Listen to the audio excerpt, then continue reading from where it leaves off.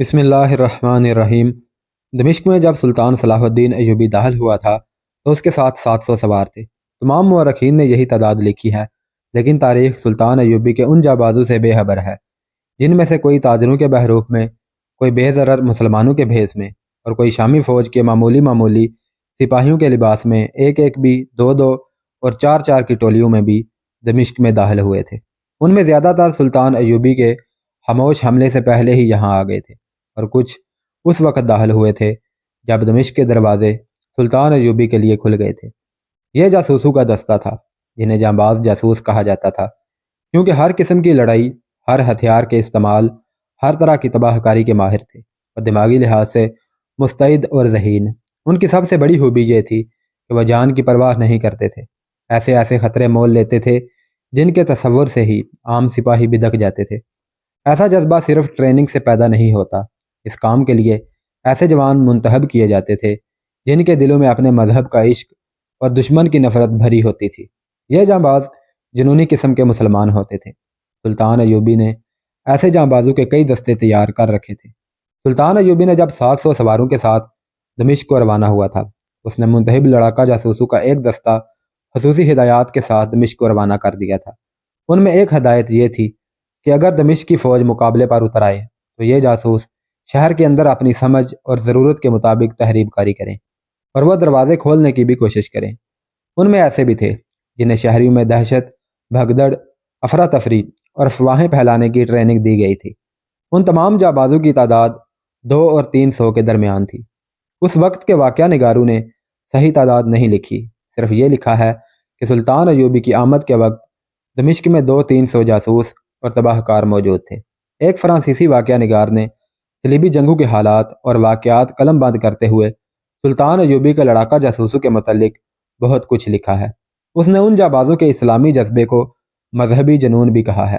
یہ بھی کہا کہ یہ جاسوس نفسیاتی مریض تھے۔ اس فرانسیسی نے تو مذہبی جنون کی توہین کی ہے کہ اسے نفسیاتی مریض کہا ہے، لیکن یہ نفسیاتی کیفیت ہی تھی۔ مسلمان صاحب ایمان صرف اس صورت میں بنتا ہے جب مذہب اس کی نفسیات کا جز بن جاتا ہے۔ ان جانبازوں کو جاسوسی اور تباہ کاری کی ٹریننگ علی بن سفیان اور اس کے 2 نائبین حسن بن عبداللہ اور زاہدان نے دی تھی، اور مارکا آرائی کی ٹریننگ تجربہ کار فوجیوں کے ہاتھوں ملی تھی۔ اب جب کہ سلطان ایوبی دمشق میں تھا اور علی بن سفیان قاہرہ میں تھا، وہاں کے اندرونی حالات پوری طرح نہیں سنبھلے تھے۔ سلطان ایوبی کی غیر حاضری دمشق پر اس کے قبضے اور خلافت کی معزولی میں مصر میں صلیبی تحریب کاری کا خطرہ بڑھ گیا تھا، اس لیے علی بن سفیان کو وہی رہنے دیا گیا تھا۔ دمشق میں اس کا ایک نائب حسن بن عبداللہ آیا تھا، وہی جاسوس جانبازوں کے دستے کا کمانڈر تھا۔ دمشق پر سلطان ایوبی نے قبضہ کر لیا تو وہاں کی بیشتر فوج سالار توفیق جواد کی زیر کمان سلطان ایوبی سے مل گئی تھی۔ باقی فوج اور خلیفہ کے باڈی گارڈ دستے خلیفہ اور اس کے حواری امراء کے ساتھ دمشق سے بھاگ گئے تھے۔ توقع تھی کہ سلطان ایوبی انہیں گرفتار کرنے کے لیے فوج ان کے تعاقب میں بھیجے گا، لیکن اس نے ایسی کوئی حرکت نہ کی۔ 2-3 سالاروں نے اسے کہا بھی کہ ان امراء وغیرہ کو پکڑنا ضروری ہے جو بھاگ گئے ہیں، وہ کہیں اکٹھے ہو جائیں گے اور اطمینان سے سلطان ایوبی کے خلاف جنگی تیاری کریں گے، اور میں یہ بھی جانتا ہوں کہ وہ صلیبیوں سے بھی مدد مانگیں گے جو انہیں مل جائے گی۔ سلطان ایوبی نے کہا، لیکن میں اندھیرے میں کبھی نہیں چلا، پہلے یہ معلوم کرنا ہے کہ وہ گئے کہاں ہیں اور ان کا مرکز کون سا بنے گا۔ آپ لوگ پریشان نہ ہوں، میری آنکھیں اور میرے کان بھاگنے والوں کے ساتھ ہی چلے گئے ہیں۔ وہ بدبخت اتنی جلدی حملہ کرنے کے لیے تیار نہیں ہو سکتے۔ میں صرف یہ دیکھ رہا ہوں کہ صلیبی کیا کریں گے۔ وہ مصر پر بھی جلگار کر سکتے ہیں، وہ شام پر بھی حملہ کر سکتے ہیں۔ وہ شاید اس انتظار میں ہیں کہ میں کیا کروں گا۔ ہو سکتا ہے کہ وہ میری چال کے بعد اپنی چال چلنا چاہتے ہوں۔ آپ فوج کو میری بتائی ہوئی تنظیم میں لا کر ان کی تربیت اور جنگی مشقیں جاری رکھیں۔ سلطان ایوبی نے جنہیں اپنی آنکھیں اور کان کہا تھا، وہ یہی جاسوس تھے جو مصر سے یہاں آئے تھے۔ ان میں سے کچھ ایسے بھی تھے جو انہی علاقوں کے رہنے والے تھے۔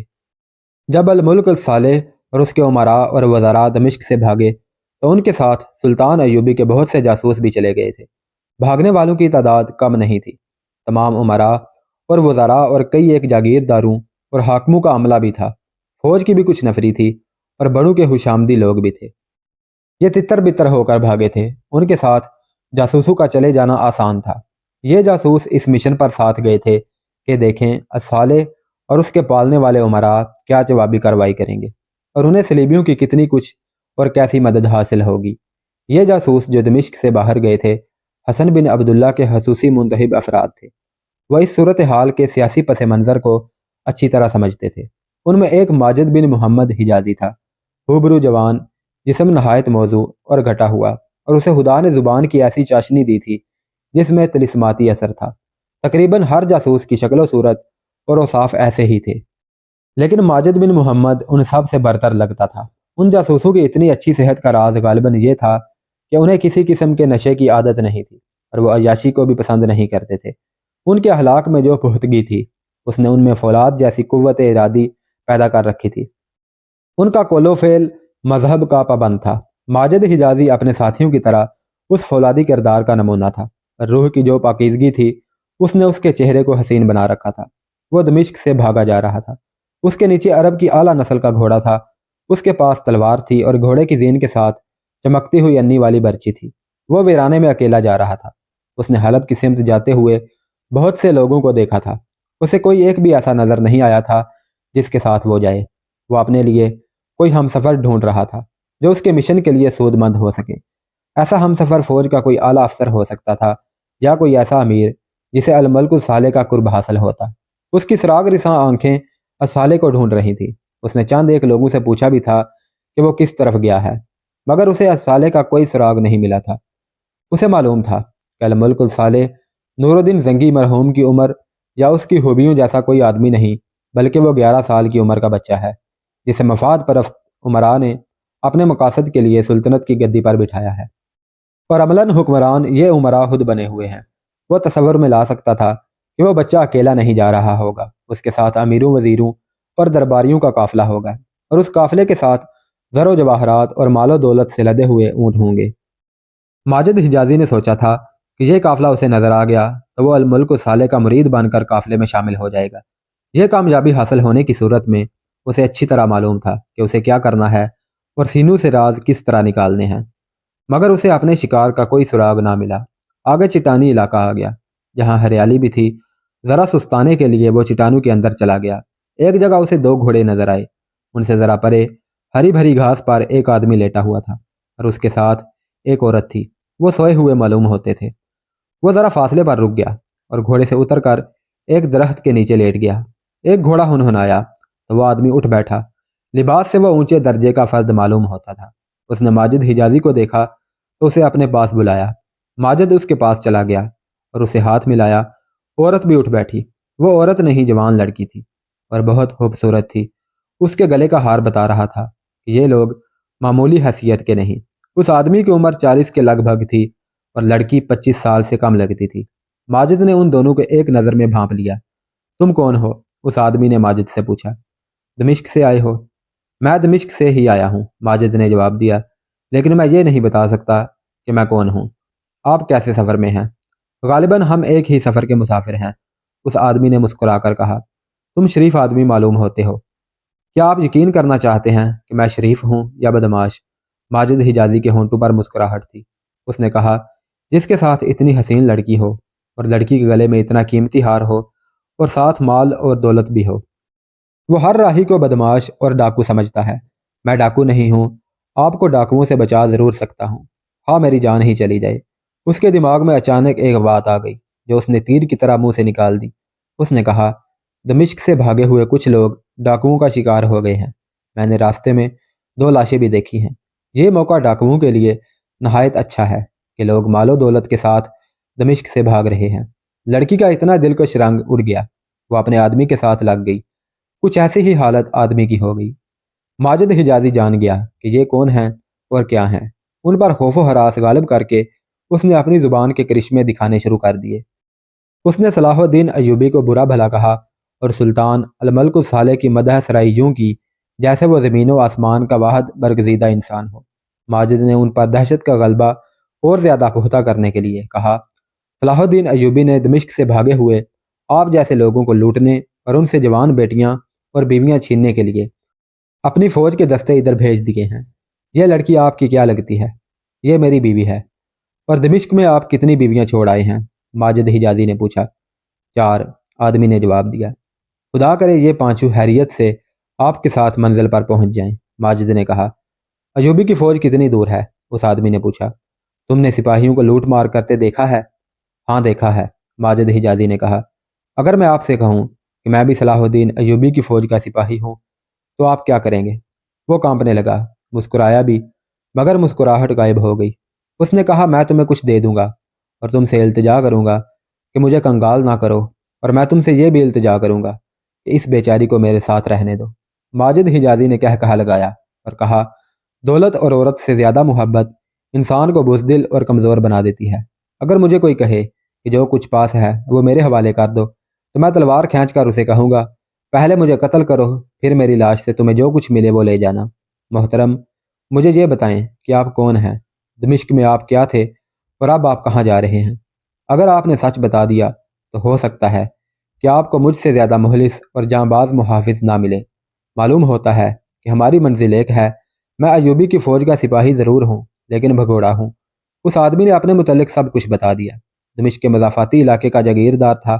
اسے سرکار کے دربار میں ایسی سرکاری حیثیت حاصل تھی کہ سلطنت کی شہری اور جنگی پالیسیوں میں بھی اس کا عمل دخل تھا۔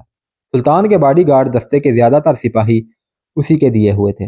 دوسرے لفظوں میں یہ کہہ لیں کہ وہ سلطنت کے بالائی حلقے کا اہم قسم کا درباری تھا۔ اسے گھر سے نکلتے ذرا دیر ہو گئی تھی۔ الصالح نے اپنی تمام حاشیہ برداروں سے کہا تھا کہ وہ حلب پہنچ جائیں۔ چنانچہ یہ جاگیردار حلب جا رہا تھا۔ اس نے یہ بھی بتا دیا کہ وہ بہت سے زر و جواہرات ساتھ لے جا رہا ہے۔ 4 بیویاں پیچھے چھوڑ آیا ہے۔ یہ چونکہ سب سے چھوٹی اور خوبصورت تھی اس لیے اسے ساتھ لے آیا ہے۔ اس نے بڑے افسوس کے ساتھ ذکر کیا کہ اس کے محافظ اور تمام ملازم دمشق میں ہی اس کا ساتھ چھوڑ گئے تھے۔ انہوں نے اس کا گھر لوٹ لیا ہوگا۔ یہ اس کی اپنی ہمت تھی کہ وہ بر وقت اپنا بیش قیمت خزانہ لے کر نکل آیا۔ وہ اب الصالح کے پاس جا رہا تھا۔ ماجد حجازی کو اس کی داستان سن کر خوشی ہوئی۔ یہ جاگیردار اس کے کام کا آدمی تھا۔ اس کے ساتھ وہ حلب کے دربار تک پہنچ سکتا تھا۔ اس نے اپنے متعلق بتایا کہ وہ اس سوار دستے کا کماندار تھا جو سلطان صلاح الدین ایوبی اپنے ساتھ دمشق لایا تھا، لیکن وہ الصالح کا مرید ہے، اس لیے وہ اس کے خلاف ہاتھ نہیں اٹھا سکتا۔ اس عقیدت مندی کا نتیجہ ہے کہ وہ ایوبی کی فوج سے بھاگ آیا ہے اور سلطان کے دربار میں جا رہا ہے۔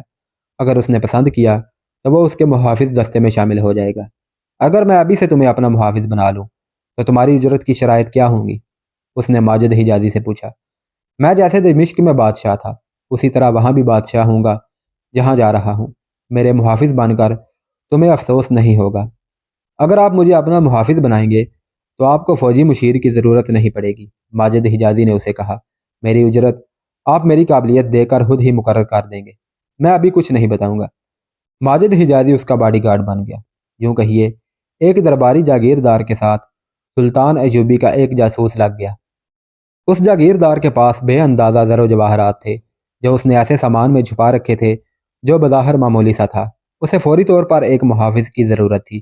ماجد کے ڈرانے سے یہ ضرورت اور شدید ہو گئی تھی۔ اس وقت سورج غروب ہو رہا تھا اور فضا خنک ہونے لگی تھی۔ ماجد کے مشورے پر انہوں نے وہی قیام کیا۔ رات گزر گئی تو جاگیردار کو یقین آ گیا کہ ماجد قابل اعتماد آدمی ہے۔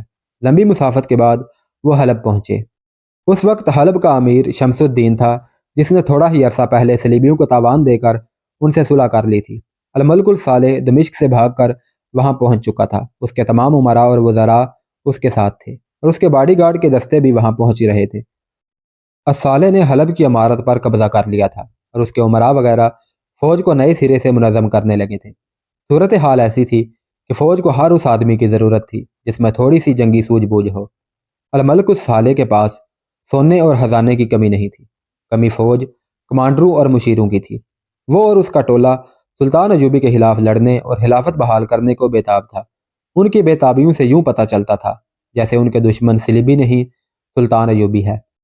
یہ جاگیردار حلب پہنچا تو الصالح نے اسے خوش آمدید کہا۔ وہ بھی الصالح کی جنگی مجلس مشاورت کا اہم رکن تھا۔ اسے حلب میں ایک مکان دے دیا گیا۔ وہ آتے ہی اس قدر مصروف ہو گیا کہ صبح کا گیا آدھی رات کو گھر آتا تھا۔ اس کی غیر حاضری میں اس کی بیوی ماجد حجازی میں دلچسپی لینے لگی۔ ماجد نے اس کے ساتھ ایسی بے تکلفی پیدا کر لی جس میں بدنیتی کا شائبہ تک نہ تھا۔ ماجد نے پروقار انداز اختیار کیے رکھا جس سے لڑکی متاثر ہوئی اور وہ جیسے بھول ہی گئی ہو کہ ماجد اس کے خاوند کا محافظ ہے۔ ماجد اپنے مشن پر کام کر رہا تھا۔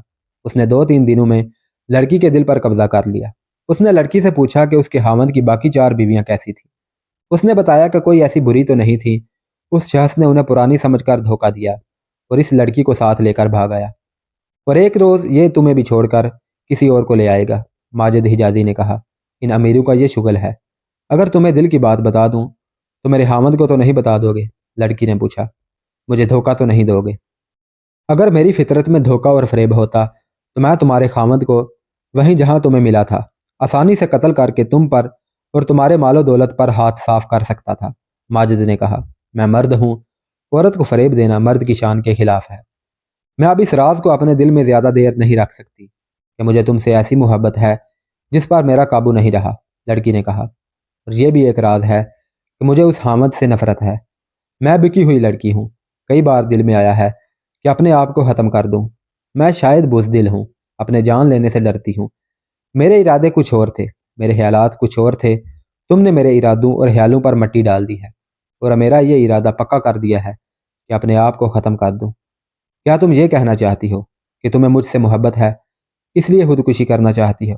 نہیں، لڑکی نے کہا، میرے ذہن میں صلاح الدین ایوبی کا تصور نور الدین زنگی سے زیادہ مقدس اور پیارا تھا۔ تم نے اس تصور کو توڑ پھوڑ دیا ہے۔ کیا صلاح الدین ایوبی اتنا ہی برا ہے جتنا تم نے بتایا ہے؟ میں تمہارے راز کو اپنا راز سمجھوں گا، ماجد حجازی نے کہا۔ اس کے عوض تمہیں اپنا ایک راز دیتا ہوں۔ میں تم سے کوئی وعدہ نہیں لوں گا کہ میرے راز کی حفاظت کرنا۔ اگر میرا راز فاش ہو گیا تو نہ تم زندہ رہو گی اور نہ تمہارا خاوند۔ میں صلاح الدین ایوبی کا جاسوس ہوں۔ میں نے 2-4 دنوں میں بھانپ لیا ہے کہ تم اصل میں کیا ہو۔ میں تمہیں بتاتا ہوں کہ صلاح الدین ایوبی کا تصور اس سے کہیں زیادہ مقدس ہے۔ جو تم نے اپنے ذہن میں بنا رکھا ہے وہ ان امیروں اور بادشاہوں کا دشمن ہے جنہوں نے لڑکیوں کو اپنے حرموں میں قید کر رکھا ہے۔ وہ اس کے صحت خلاف ہے کہ مرد عورت کو صرف تفریح اور عیاشی کا ذریعہ بنائے۔ وہ مرد اور عورت کی برابری کا اور ایک خاوند اور ایک بیوی کا قائل ہے۔ وہ عورتوں کو فوجی تربیت دینا چاہتا ہے۔ میں نے تمہارے خاوند کا اعتماد حاصل کرنے کے لیے جھوٹ بولا تھا کہ ایوبی نے اپنی فوج کے چند دستوں کو دمشق سے بھاگنے والوں کو لوٹنے اور ان کی لڑکیوں کو اٹھا لانے کے لیے بھیجا ہے۔ وہ سچے اسلام کا علمبردار ہے۔ میں اسی اسلام کی خاطر اور اسی صلاح الدین ایوبی کی خاطر یہاں ایک کام کے لیے آیا ہوں۔ لڑکی کی آنکھوں میں چمک سی پیدا ہوئی۔ اس نے ماجد حجازی کا ایک ہاتھ اپنے دونوں ہاتھوں میں لے کر چوم لیا اور کہا، تمہارا یہ راز کبھی فاش نہ ہوگا۔ مجھے مت بتاؤ کہ تم یہاں کیوں آئے ہو اور میں تمہاری کیا مدد کر سکتی ہوں۔ مجھے مت بتاؤ کہ صلاح الدین ایوبی اصل میں کیا ہے اور تم نے میرے خاوند کو کیا بتایا تھا۔ میں عورتوں کی اس جماعت کی لڑکی تھی جو نور الدین زنگی کی زندگی میں ہم نے بنائی تھی۔ ہم صلیبیوں کے خلاف اپنا محاذ قائم کر رہی تھی۔ زنگی کی بیوہ ہماری سرپرست اور نگران تھی۔ میرا باپ پسند نہیں کرتا تھا کہ میں اس جماعت میں رہوں۔ وہ لالچی اور خوشامدی انسان ہے۔ اس کے لیے صلیب اور حلال میں کوئی فرق نہیں۔ وہ اسی کا غلام ہے جس سے اسے کچھ رقم ہاتھ آ جائے۔ اس نے مجھے اس آدمی کے ہاتھ بھیج دیا۔ اس سودے کو لوگ شادی کہتے ہیں۔ تم جانتے ہو کہ مسلمان کی بچی میدان جنگ میں ہو یا اسے کوئی بھی جنگی اور قومی کام دے دو تو وہ مردوں کو حیران کر دیتی ہے اور دشمن کا منہ پھیر سکتی ہے، مگر یہی بچی جب حرم میں قید کر لی جاتی ہے تو چیونٹی بن جاتی ہے۔ یہی حالت میری ہوئی۔ اگر میرا یہ خاوند معمولی حیثیت کا ہوتا تو میں بغاوت کرتی، اسے نجات حاصل کرنے کی کوشش کرتی، مگر اس آدمی کے پاس طاقت ہے، دولت ہے اور سالے کا جو محافظ دستہ ہے اس کے آدھے سپاہی اس کے علاقے کے ہیں جو اس کے بھردی کرائے ہوئے ہیں۔ میں چونکہ اس کی پہلی بیویوں سے زیادہ جوان اور خوبصورت ہوں اس لیے میں ہی اس کا کھلونا بن گئی۔ میری روح مر گئی، میرا صرف جسم زندہ رہا۔ باہر کی دنیا سے میرا رشتہ ٹوٹ چکا تھا اور میں جس دنیا میں قید تھی وہاں شراب اور ناچ گانے کے سوا کچھ نہ تھا۔ اگر کچھ اور تھا تو وہ نور الدین زنگی اور سلطان صلاح الدین ایوبی کے قتل کے منصوبے تھے۔ وہ بولتے بولتے چپ ہو گئی۔ اس نے ماجد حجازی کو جھنجھوڑ کر کہا، کیا تم میری باتیں سن رہے ہو؟ میں نے یہ یقین کیے بغیر کہ تم سلطان صلاح الدین ایوبی کے جاسوس ہو یا میرے خاوند کے، تمہیں اپنے دل کی باتیں سنا رہی ہوں۔ اگر میرے خاوند کے جاسوس ہو تو اسے یہ ساری باتیں سنا دینا جو میں تمہیں سنا رہی ہوں۔ وہ مجھے سزا دے گا۔ میں اب ہر قسم کی سزا برداشت کرنے کے لیے تیار ہوں۔ میرے پاس اب جسم رہ گیا ہے، یہ جسم پتھر بن گیا ہے، روح مر گئی ہے۔ تمہاری روح زندہ ہے، ماجد حجازی نے کہا۔ میری نگاہیں گہرائیوں سے زیادہ گہرائی تک دیکھ لیا کرتی ہیں۔ میں نے دیکھ لیا تھا کہ تمہاری روح زندہ ہے ورنہ میں اپنا راز کبھی تمہارے آگے نہ کھولتا۔ میں حسن اور جوانی سے مغلوب ہونے والا انسان نہیں ہوں، مرد ہوں، اپنی جان اسلام کے نام پر وقف کر دی ہے۔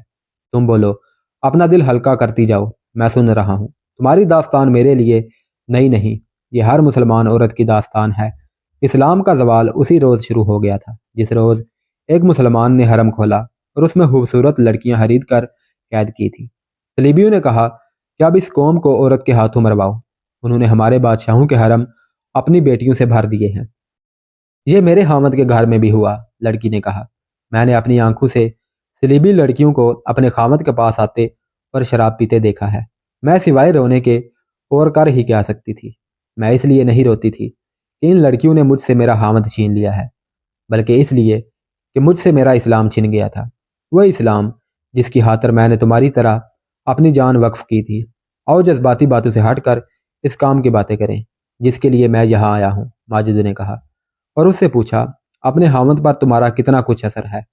کیا تم اس کے دل سے راز کی باتیں نکال سکتی ہو؟ شراب کے 2 پیالے پلا کر اور اس کا سر اپنے سینے سے لگا کر میں اس سے ہر راز لے سکتی ہوں، لڑکی نے جواب دیا۔ تم کیا معلوم کرنا چاہتے ہو؟ اس نے کچھ سوچ کر اور مسکرا کر کہا، میری ایک ذاتی شرط مان لو گے؟ اگر میں تمہارا کام کر دوں تو مجھے یہاں سے لے جاؤ گے، میری محبت کو ٹھکرا تو نہیں جاؤ گے؟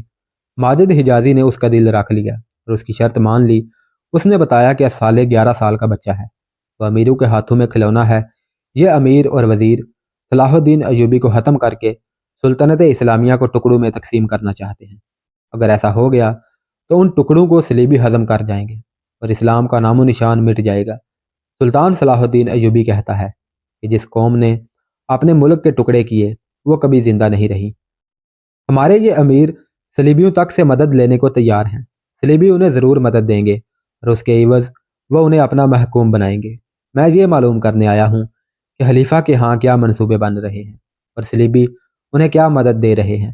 مجھے یہ خبر جلدی صلاح الدین ایوبی تک پہنچانی ہے تاکہ اس کے مطابق کارروائی کی جائے اور کہیں ایسا نہ ہو کہ سلطان ایوبی بے خبری میں صلیبیوں کے حملے کی زد میں آ جائے۔ کیا صلاح الدین ایوبی مسلمان امیروں پر حملہ کرے گا؟ لڑکی نے پوچھا۔ اگر ضرورت پڑی تو وہ دریغ نہیں کرے گا، ماجد حجازی نے کہا۔ لڑکی بہت ہی جذباتی تھی اور وہ ذہین بھی تھی۔ اس کے آنسو نکل آئے۔ اس نے کہا، اسلام کو یہ دن بھی دیکھنے تھے کہ ایک رسول صلی اللہ علیہ وسلم کی امت آپس میں لڑے گی، اس کے سوا اور کوئی علاج بھی نہیں، ماجد حجازی نے کہا۔ صلاح الدین ایوبی بادشاہ نہیں، اللہ تعالیٰ کا سپاہی ہے۔ وہ کہتا ہے کہ ملک اور قوم کو خطروں اور تباہی سے بچانے کا فرض فوج کے سپرد ہے۔ یہ خطرہ باہر کے دشمن کا ہو یا اندر کے غداروں اور مفاد پرست حکمرانوں کا، ان سے ملک اور قوم کو بچانا سپاہی کا فرض ہے۔ وہ کہتا ہے کہ وہ فوج کو حکمرانوں کے ہاتھوں میں کھلونا نہیں بننے دے گا۔ فوج حکمرانوں کی اعلی کار بنی ہوئی ہے۔ وہ مسلمان کافروں سے زیادہ خطرناک ہوتا ہے جو کافروں کو دوست سمجھ کر انہیں اپنی جڑوں میں بٹھاتا ہے۔ اب تمہارا کام یہ ہے کہ اپنے حامد سے یہ راز لو کہ یہاں کیا منصوبہ بن رہا ہے۔ میں راز بھی دوں گی اور دعا بھی کروں گی۔ جب تم یہاں سے دمشق جاؤ تو تمہارے ساتھ یہ راز بھی ہو اور میں بھی ہوں، لڑکی نے کہا۔ تریپولی کے صلیبی بادشاہ ریمانڈ کی طرف ایک ایلچی اس درخواست کے ساتھ بھیج دیا گیا ہے کہ وہ سالے کی مدد کو آئے۔ دوسرے ہی دن لڑکی نے ماجد حجازی کو بتایا، میں نے رات کو شراب پلا کر صلاح الدین ایوبی کے خلاف بہت باتیں کی اور اس سے کہا کہ تم لوگ بزدل ہو جو دمشق سے بھاگ کر حلب میں آن پناہ لی ہے۔ کوئی مسلمان حکمران کی یہ توہین برداشت نہیں کر سکتا جو صلاح الدین ایوبی نے کی ہے۔ ایسی بہت باتیں کی تو بھڑک اٹھا اور بولا، ایوبی چند دنوں کا مہمان ہے۔ فدائی قاتلوں کے مرشد شیخ سنان سے بھی درخواست کی گئی ہے کہ وہ صلاح الدین ایوبی کے قتل کا بندوبست کرے اور منہ مانگا انعام لے۔ وہ اپنے تجربہ کار آدمی دمشق بھیج رہا ہے۔ اس نے یہ بھی بتایا کہ اپنی فوج کی تیاری کے لیے بہت وقت مل جائے گا کیونکہ سردیوں کا موسم شروع ہو گیا ہے۔ پہاڑی علاقوں میں برف پڑنے لگے گی۔ سلطان صلاح الدین ایوبی صحرائی فوج کو اتنی سردی اور برف میں نہیں لڑا سکے گا۔ یہ ابتدا تھی۔ شراب اور عورت ایک مرد کے سینے سے راز نکلوا رہی تھی۔ لڑکی نے ہر رات خاوند سے دن بھر کی کارگزاری معلوم کرنی شروع کر دی اور یہ راز ماجد حجازی کے سینے میں محفوظ ہوتے گئے۔ ایک روز حامد نے ماجد سے کہا، مجھے ملازموں نے تمہارے متعلق ایک قابل اعتراض بات بتائی ہے۔ ماجد کانپ اٹھا۔ وہ سمجھا کہ اس کا بھانڈا پھوٹ گیا ہے، مگر خامد نے کہا، تم میری بیوی کو ورگلا رہے ہو، میری غیر حاضری میں تم اس کے پاس بیٹھے رہتے ہو۔ میں جانتا ہوں کہ میرے مقابلے میں तुम हुबरू हो और जवान भी हो, मेरी बीवी तुम्हें पसंद कर सकती है, मगर मैं तुम्हें जिंदा नहीं छोड़ूंगा। माजिद हिजाजी ने उसे यकीन दिलाने की कोशिश की कि यह उसकी गलत फहमी है, लेकिन उसके दिल में वहम पैदा हो चुका था। उसने अपनी बीवी से भी यही बात की और उस पर पाबंदी आयद कर दी कि वह माजिद हिजाजी से नहीं मिल सकती। माजिद हिजाजी अभी वहां से निकलना नहीं चाहता था, क्योंकि उसे अभी वहां का पूरा मंसूबा नहीं मिला था। उसने लड़की के हामद की डांट डपट सह ली और उसकी धमकियों से अपने ऊपर मसनूई खौफ की कैफियत भी तारी कर ली। उसकी मिन्नत समाजत भी की। उस शख्स ने उसे माफ तो कर दिया, लेकिन उसी रोज 6 बॉडीगार्ड ले आया। उस दौर में अमीर कबीर लोग अपने घर में बॉडीगार्ड रखने को इज्जत की निशानी समझते थे। उस आदमी ने माजिद हिजाजी समेत 7 बॉडीगार्ड रख लिए और उनमें से एक को कमांडर बना दिया। उस कमांडर ने माजिद को यह खसूसी हुक्म सुनाया कि वह चूंकि आका की नज़रों में मुश्तबा है, इसलिए वह मकान के दरवाजे तक भी नहीं जा सकता और रात को थोड़ी सी देर के लिए भी गैर हाजिर नहीं हो सकता। माजिद ने इस हुक्म के आगे भी सर तस्लीम हम कर लिया और उसने ऐसा रवैया इख्तियार कर लिया जैसे मर गया हो। 2-3 रातें ही गुजरी होंगी। आधी रात के वक्त यह लड़की बाहर निकली। बड़े दरवाजे पर एक बॉडीगार्ड पहरे पर खड़ा था। लड़की ने उससे आकाओं के जलाल और रोब से पूछा, तुम यहीं खड़े रहते हो या मकान के इर्द गिर्द चक्कर भी लगाते हो? उसने कुछ जवाब दिया तो लड़की ने कहा, तुम नए आदमी हो, हमारे दमिश्क वाले मुहाफिज बहुत होशियार और चौकस थे। तुम अगर यहाँ नौकरी करना चाहते हो तो तुम्हें इसी तरह होशियार और चौकस बनना पड़ेगा। आका बड़ी सहज तबीयत के मालिक हैं। पहरेदार ने एहतराम से सर झुका लिया। लड़की बॉडीगार्डों को देखने निकली थी। वो उन 2 खैमों की तरफ चल पड़ी जिनमें दूसरे बॉडीगार्ड सोए हुए थे। दरवाजे वाले पहरेदार ने दौड़कर कमांडर को जगा दिया और बताया कि मालका मुआयने के लिए आई है। कमांडर घबरा कर उठा और लड़की के आगे झुक गया। लड़की ने उसे भी हिदायत दी और एक खैमे के आगे रुककर बुलंद आवाज से बातें करने लगी। माजिद हिजाजी उसी खैमे में सोया हुआ था। उसकी आंख खुल गई। वो बाहर आ गया। लड़की ने उससे यूं बात की जैसे उसे अच्छी तरह जानती ही ना हो। उससे पूछा, तुम शायद पहले वाले मुहाफिज हो? माजिद ने ताजीम से जवाब दिया। तो लड़की ने कमांडर से कहा, इस आदमी को जल्दी तैयार करो, ये मेरे साथ कसरे सुल्तानत तक जाएगा। 2 घोड़े फौरन तैयार करो। अगर आका आपके मुतल्लिक पूछें तो मैं क्या जवाब दूं? कमांडर ने पूछा। मैं सैर सपाटे के लिए नहीं जा रही, लड़की ने तहकुमाना लहजे में कहा। आका के ही काम से जा रही हूँ, हुकूमत के कामों में मत दखल दो। जाओ घोड़े तैयार करो। कमांडर ने एक आदमी को अस्तबल की तरफ दौड़ा दिया। माजिद हिजाजी तलवार से मुसल्ला होकर तैयार हो गया था। लड़की उसे अस्तबल की तरफ ले गई। कमांडर को इस लड़की के हामद ने बता रखा था कि माजिद पर नजर रखे और उसे घर के अंदर ना जाने दे। अब लड़की ने माजिद को ही अपने साथ ले जाने के लिए मुंतहब किया था। कमांडर ने देखा कि वो दोनों अस्तबल की तरफ चले गए हैं, तो वो दौड़कर अंदर लड़की की हामद को इतला देने चला गया। वो यकीन करना चाहता था कि खामद को मालूम है कि उसकी बीवी मुश्तबा बॉडीगार्ड के साथ जा रही है। वो लड़की को रोक भी नहीं सकता था, क्योंकि वो उसकी मालकन थी। वो अंदर गया और डरते डरते अपने आका के कमरे के दरवाजे पर हाथ रखा। दरवाज़ा खुल गया। अंदर कंदील जल रही थी और कमरा शराब की बदबू से भरा हुआ था।